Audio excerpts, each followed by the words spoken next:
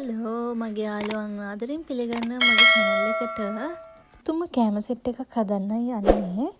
ඉස්සෙල්ලාම මට ඕන හැම දෙයක්ම මම කපාගෙන තියාගත්තා. ඊට පස්සේ බිත්තරයක් අරගෙන ඒකට කෑලි මිරිස්, ලුණු, ගම්මිරිස් දාලා පොඩ්ඩක් ඒක බීට් කරගත්තා. මම මේ කෑම එක හදාගන්න පෑන් එකට එළඟි තෙල් බටර් දාලා ඒ ටික පොඩක් පෑන් එක පුරාම ස්ප්‍රෙඩ් කරගත්තා. මොකද පෑන් එක ලිපේ තියන්න කලින් මම ඒකට එග් එක එකතු කරගන්නවා. එග් එක එකතු කරගෙන ඒක පෑන් එක පුරාම චුට්ටක් යන්න එක ස්ප්‍රෙඩ් කරගෙන ඒකට මම කපලා පැත්තකින් තියාගත්ත කැරට්, තක්කාලි, ලුණු සහ මාළු මික්ස් ටික එකතු කරගන්න මට හිතෙන්නෙම මම හදාගත්ත මේ කෑම එකේ රස පොඩ්ඩක් වැඩි වෙන්න සහ සුවඳ වැඩි වෙන්න ප්‍රධානතම බලපාපු සාධකය තමයි මාළු මිරිස්. ඊට පස්සේ අපේ ජෙසි බබා ඇවිල්ලා ඒකට චීස් ඇඩ් කරන්න මට සපෝට් කරනවා. චීස් ටිකක් දාලා ඊට පස්සේ මම කරේ මේක පෑන් එකෙන් තියන්න කලින් ඒකට පාන් පෙති දෙකක් එකතු කරා. පාන් පෙති දෙකත් එකතු කරලම තමයි මේක ලිපට තියාගත්තේ.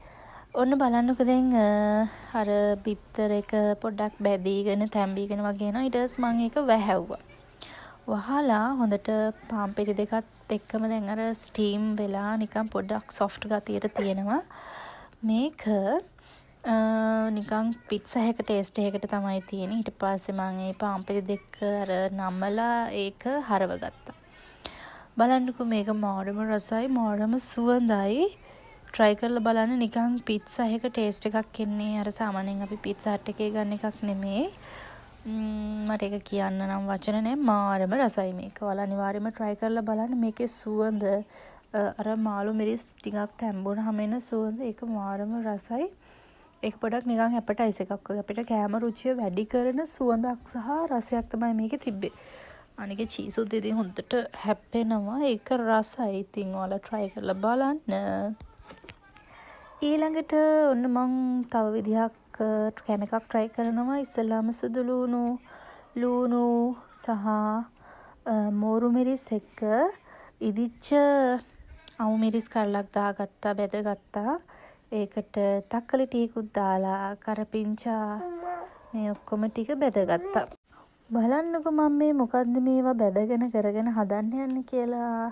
ඊට පස්සේ ටික ඔක්කොම වෙනම අරන් තියාගෙන තව මං හදාගන්නවා එග් එකක්. ඒ එග් එක මං හදාගන්නේ එළඟි තෙල් වලින්.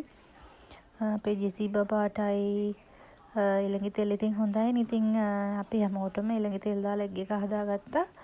ඊට පස්සේ කෑලි මිරිස් කුඩු චූට්ටයි මං දාලා තියෙන. මේකට නම් ගම්මිරිස් දාලා අර බෙදගත් ඔක්කොම ටික එකින් එක දාලා පොඩක් හොඳට මේ කොටා ගන්න ඕනේ මේක. අර මෝරු මිරිස් එක දාපු හින්දා ලුණු දාදි චුට්ටක් කල්පනාවෙන් දානවා. මොකද මෝරු මිරිස් වල යහමට ලුණු තියෙනවා. අර බෙදගත්ත සබ්බසකල මනාව මම කොටා ගන්නවා. මේකේ හොඳට තක්කලි ටිකක් දාලා හොඳටම කොටා ගන්නවා. ඊට පස්සේ මම කරන්නේ මේකට පොල් ටික එකතු කරගන්නවා. මේක ඉතින් හොඳට කොටාගෙන ඉන්න ඕනේ. ඉස්සෙල්ලාම පොල් ටික දාලා පොල් ටිකත් හොඳට කොටලා මම මේ හදන්නේ වෙන මොකුත් නෙමෙයි දෙයියනේ. අර දාන තුන පහ නෙමෙයි. දාන හැමදේම බැදලා හදාගත්ත සම්බෝලයක්. මේක අපි සාමාන්‍ය විදිහට හදන සම්බෝලේ වගේම මාරම රසයි. මං හිතන්නේ මේකේ රස ගොඩාක්ම වැඩි වෙන්න හේතුව තමයි කරපිංච බැදලා දාපු එක. ඒ කරපිංචා වලින් අමුතුම ටේස්ට් එකක් තියෙනවා. ඒක ඇත්තටම කිව්වොත් ආහාර රුචිය වැඩි කරන කට දිව පිනායන රසක්. මාර රසයි. අනිවාර්යෙන් try කරලා බලන්න. මම මේකට සම්බෝලයි බිත්තරයි පානුයි තමා මගේ මීල් එක විදිහට හදාගත්තේ. මේක තමයි මම හදපු කෑම වලින් ආසම සහ රසම රස කෑම එක. මේක හදන්න මම ඉස්සෙල්ලාම ලුණු, කැරට් ටික ඔක්කොම කපා ගත්තා. මේ බලන්නකෝ ඉතින් මට සපෝට් කරන්න මං සර්වන් කෙනෙක් ගෙනාවා. අපේ ජෙසි බබා. එන කවුරුත් මේ මට මේ ලුණු ටික ලස්සනට කපලා දුන්නා. මට ඒක ඉතින් ආයෙ කපන්න උනා. ලුණු, මාළු මිරිස්, තක්කාලි, දෙලුම්, කැරට් තමයි මම පාවිච්චි කරන්නේ. ඒකට මම ඇඩ් කරා මයොනයිස් ටිකක්.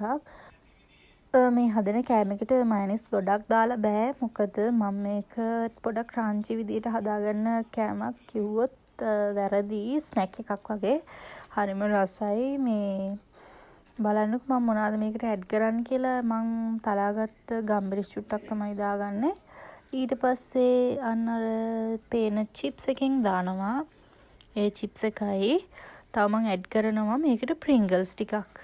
මේ දෙන්නම් දාගන්නේ ලුණු ගම්බිරිස් තමයි දාගන්නේ. මෙන්න මේ චිප්ස් එක දාගන්නවා. ඒක පොඩ්ඩක් හරිම සෝල්ටි ගතියට තියෙන. ඒ නිසා සෝල්ට් ඇඩ් කරද්දී මම පොඩ්ඩක් සැලකිලිමත් වෙලා ඇඩ් කරේ. අර ක්‍රන්චි ගතියට හිටින්න ලොකුවට තිබ්බ චිප්ස් ටික මම පොඩ්ඩක් අතින් කුඩු කරගෙන තමයි දාන්නේ. ඊට පස්සේ මේකට තව දේවල් ටිකක් ඇඩ් කරනවා. මෙන්න මේක ප්‍රින්ගල්ස්. මං ආසයි ප්‍රින්ගල්ස් කන්න. මේක නිකන් සැලඩ් එකක් වගේ තමයි ඇත්තටම කිව්වොත් හරියන්නේ. ඒක මාර රසයි. ඉතින් ඔයාලත් හදලා කාලා බලන්න. මේකේ නම් ටේස්ට් එක වැඩි වෙන්න හේතුව මොකද්ද කියලා අහුවොත් මම නම් කියන්නේ දෙලුන් සහ මේ චිප්ස් ටික. ඇත්තටම හරිම රසයි මේක. මේ පොඩක් අර හැමදේම නිකන් ෆ්‍රෙෂ් තියෙන්නේ. මං කියන්නේ මේ එළවලු අරමයෝ ටික ෆ්‍රෙෂ් තියෙන්නේ. අර ප්‍රින්ගල්ස් සහ අර චිප්ස් එක විතරයි පොඩක් අන්හෙල්දි කියලා තියෙන්නේ. බට් මේක ඉතින් හැමදාම කන්නේ නැහැනේ. try කරලා බලන්න ඕන. රසම රසයි කෑම එකක්. සැලඩ් එකක්. මේක ගොඩාක් රසයි ළමයි. ඔයාලත් try කරලා බලන්න. ආයෙ අලුත් වීඩියෝ එකක් කරන් මං එන්නම්. එතකන් bye.